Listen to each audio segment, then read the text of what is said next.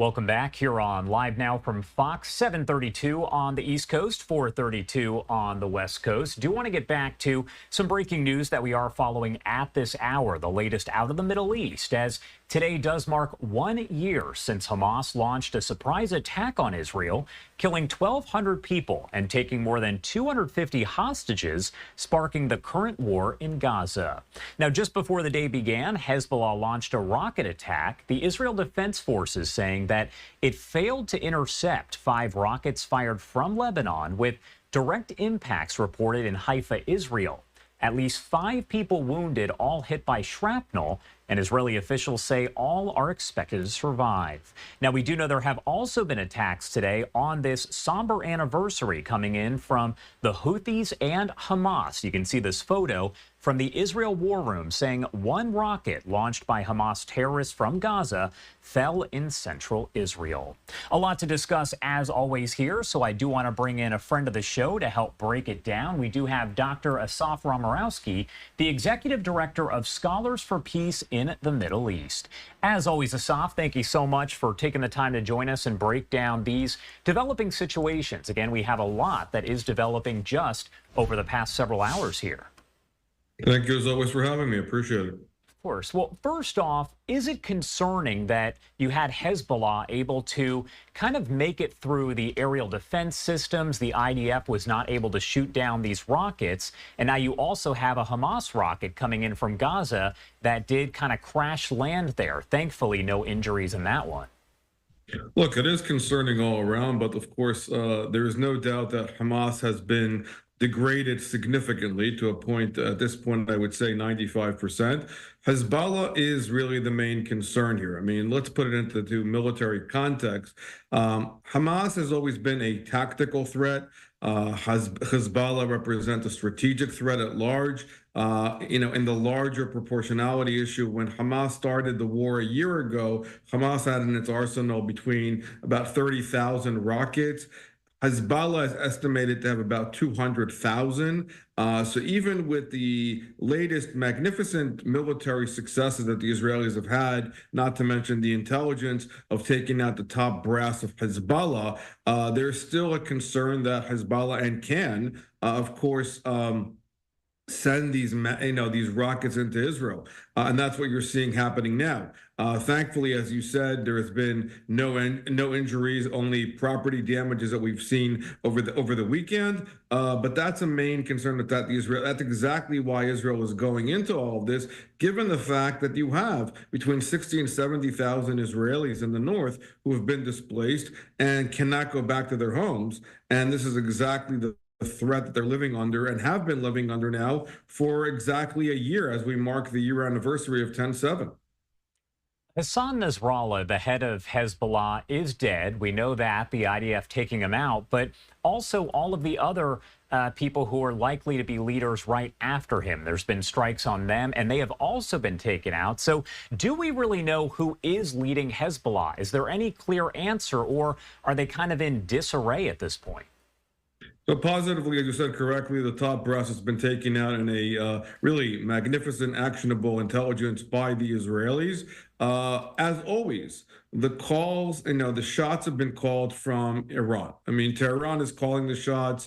Hezbollah, like many Islamist organizations, has a council of advisors. But every one of these individuals who were led to be the next successor of Nasrallah have been taken out for good reason. But Iran is still calling the shots. And again, we have to point the direction at Iran. Let's not forget the fact that Iran fired close to 200 ballistic missiles at Israel. And the concern and really the ongoing conversation that is currently in play as we speak is between Jerusalem and Washington is to the kind of retaliation and the kind of response Israel is going to have and what kind of high value targets are going to be taken out. To my mind, this is an opportunity.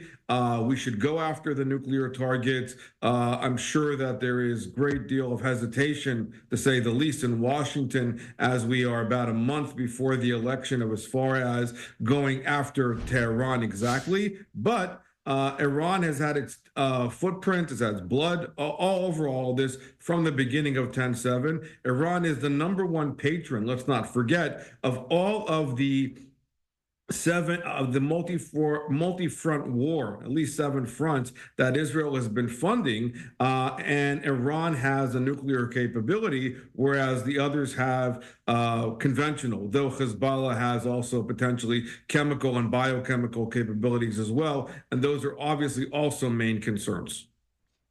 As far as when that attack does happen on Iran, I mean, Israel has said, Netanyahu said, this is going to happen. There's no question about if it's going to happen. It's more so a question of when it'll happen and what area will actually be struck by Israel.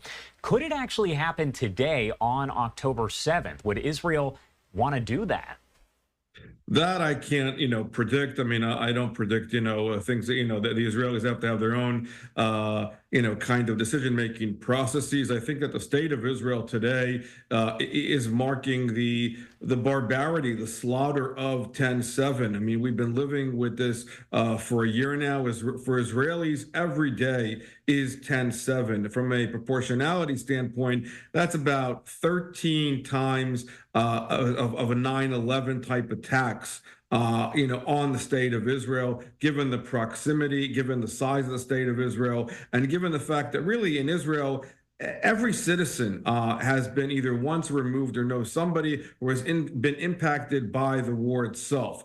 And so the day itself is really to mark really how we got here, what they've been able to achieve over the past few weeks for sure, as far as trying to turn the corner around moving from defensive to offensive. But Netanyahu today in his press conference announced that this is really Israel's second war of independence. I don't disagree with that statement. I think that what we are facing today, and given the dangers that we have been seeing, and the fact that Israel was caught with a massive intelligence failure a year ago. This is a war that, again, analogous to what happened 50 years ago to the day during the Yom Kippur War, is a much more long range and really a much more impactful environment that Israel is dealing with today, when there is a state of Israel, given the Islamist forces that are basically out to call for its destruction. So I don't disagree with that characterization. And I think this is a war that Israel needs to win. How Israel comes out of all of this will take a long time. I mean, we are still far out from the recovery, financially, agriculturally, economically. All these communities who have been impacted all around will take years. Let's talk a little bit more about the situation over in Gaza, because we know that there's another IDF operation that appears to be underway in Gaza. Do we know if Hamas at this point is trying to regroup, and can they do that? I'm sure they are. I think that, Hamas is watching what's been happening in the north. Hamas has had constant coordination with Hezbollah, directly, and with Iran. I'm sure that Sinwar is watching all of this if he's still around. I mean, again, there's been all these rumors about Hamas leaders been taken out positively as a result of what's going on in the north as well. But the main concern, which has been obviously a concern since the war began all along, is of course you have over 101 hostages who are still alive, by the most estimations, and most likely he has surrounded himself, Sinwar, by these hostages as his lifeline, given the fact that there is great concern for being able to continue all of this, not to mention the smuggling that's been coming in from the Egyptian side. That's, of course, the oxygen that has been allowing Gaza to thrive the way it thrives.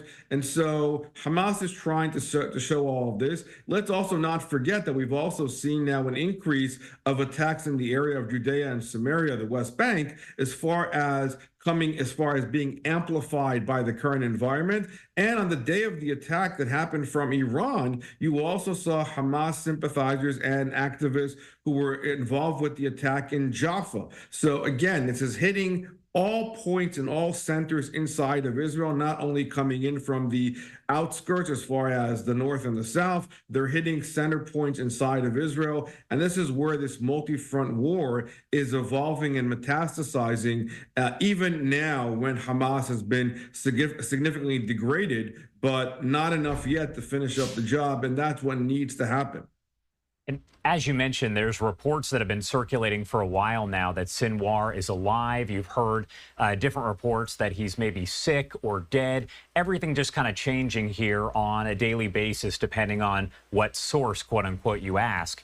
Is a ceasefire deal essentially dead at this point? Because we know negotiations were underway for months upon months, and we're not really hearing much about that now. So does it appear that those talks are even happening? It's hard to say, and I think that again, the actionable intelligence, and when the Israelis have good intelligence, we see that it works well. I think that Israel still would be willing to have a conversation for somebody to talk to, but they have definitely taken the gloves off in the sense of the fact that they are not going to stand by and let these groups terrorize and basically alter the entire existence of the state of Israel as they've been doing. That's the essence of terrorist organizations. This is what they do. While at the same time, of course, they want to bring back the hostages. I mean, every one of these families and every one of the survivors of 10/7 is, telling today their stories and reminding everybody of what they went through to survive all this, the emotional and the psychological warfare that Israel has been dealing with, and in general, I would say the entire pro-Israel community, and in general, Western society. I mean, you talk also about the fact that there's been American hostages who've all been suffering by the threat and by the impact of hostage taking and the psychological toll that it takes on everybody. We saw it and we've seen it from the beginning of this war itself. That being said, all these interlocutors that have been involved, the Qataris, the Egyptians, and others, they are not really proven to be honest brokers in a lot of this. I mean, the Qataris, of course, just met this past weekend with the new president of Iran.